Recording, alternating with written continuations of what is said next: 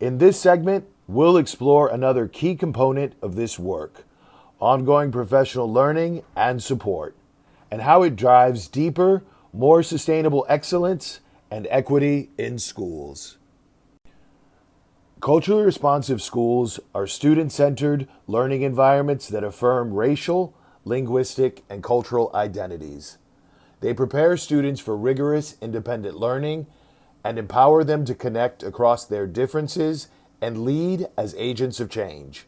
But how do we get there?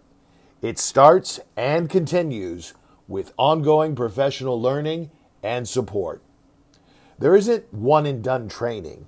It's a continual opportunity for educators to build and refine a critically conscious lens around instruction, curriculum, assessment, history, culture, and institutions. For school leaders and education professionals, this means recognizing that teaching and learning are adaptive processes. It means continually re-examining practice, reflecting deeply, and engaging in self-directed learning that truly impacts student outcomes.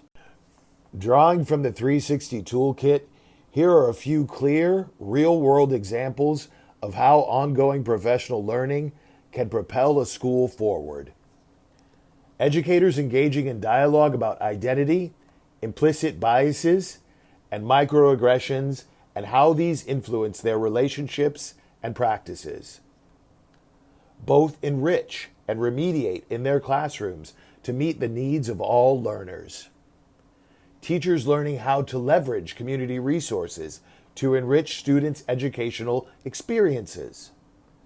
Opportunities and support for teachers to grow into leadership roles and extend their impact. Ongoing professional learning and support, a cornerstone of culturally responsive schooling that transforms education communities.